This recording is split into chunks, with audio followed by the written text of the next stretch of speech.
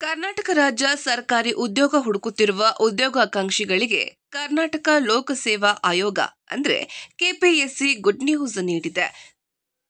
ಭೂಮಾಪನ, ಕಂದಾಯ ವ್ಯವಸ್ಥೆ ಮತ್ತು ಭೂ ದಾಖಲೆಗಳ ಇಲಾಖೆಯಲ್ಲಿ ಖಾಲಿ ಇರುವ ನೂರಾರು ಹುದ್ದೆಗಳ ಭರ್ತಿಗೆ ಅರ್ಹರಿಂದ ಅರ್ಜಿಗಳನ್ನು ಆಹ್ವಾನಿಸಲಾಗಿದೆ. ಆಸಕ್ತರು ಕೂಡಲೇ ಅರ್ಜಿ ಸಲ್ಲಿಸಬೇಕಿದೆ. ಭೂಮಾಪನ, ಕಂದಾಯ ವ್ಯವಸ್ಥೆ ಮತ್ತು ಭೂ ದಾಖಲೆಗಳ ಇಲಾಖೆಯಲ್ಲಿ ಒಟ್ಟು 264 ಲ್ಯಾಂಡ್ ಸರ್ವೇಯರ್ ಹುದ್ದೆಗಳು ಖಾಲಿ ಇದೆ.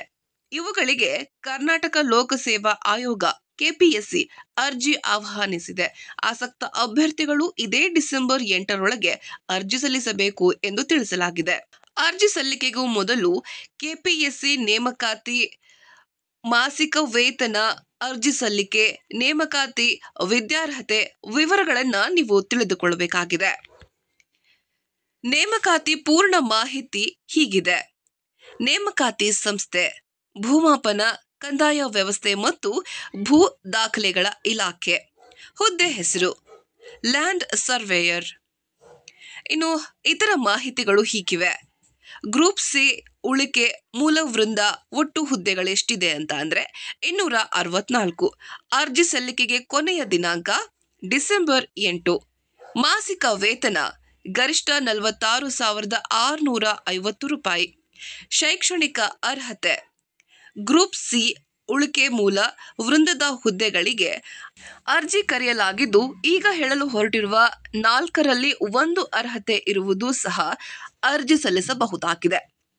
ಭಾರತದಲ್ಲಿ ಕಾನೂನು ರೀತ್ಯಾ ಸ್ಥಾಪಿತವಾದ ಯಾವುದೇ ವಿಶ್ವವಿದ್ಯಾಲಯದಲ್ಲಿ ಬಿಇ ಸಿವಿಲ್ ಅಥವಾ ಬಿಟೆಕ್ ಸಿವಿಲ್ ಅಥವಾ ಸಿವಿಲ್ ಎಂಜಿನಿಯರಿಂಗ್ ಡಿಪ್ಲೊಮಾದಲ್ಲಿ ಪದವಿ ಮಾಡಿರಬೇಕು ಅಥವಾ ಪದವಿ ಪೂರ್ವ ಶಿಕ್ಷಣ ಅಂದ್ರೆ ಪಿಯುಸಿ ಅಥವಾ ಕೇಂದ್ರ ಪ್ರೌಢ ಶಿಕ್ಷಣ ಮಂಡಳಿ ಜರುಗಿಸುವ 12ನೇ ತರಗತಿ ಅಂದ್ರೆ ಸಿಬಿಎಸ್ಇ ಅಥವಾ ಐಸಿಎಸ್ಇ ಇವುಗಳಲ್ಲಿ ವಿಜ್ಞಾನ ವಿಷಯವನ್ನ ಪಡೆದು ಗಣಿತ ವಿಷಯದಲ್ಲಿ 60%ಕ್ಕಿಂತ ಕಡಿಮೆ ಇಲ್ಲದಂತೆ ನೋಡಿಕೊಳ್ಳಬೇಕು.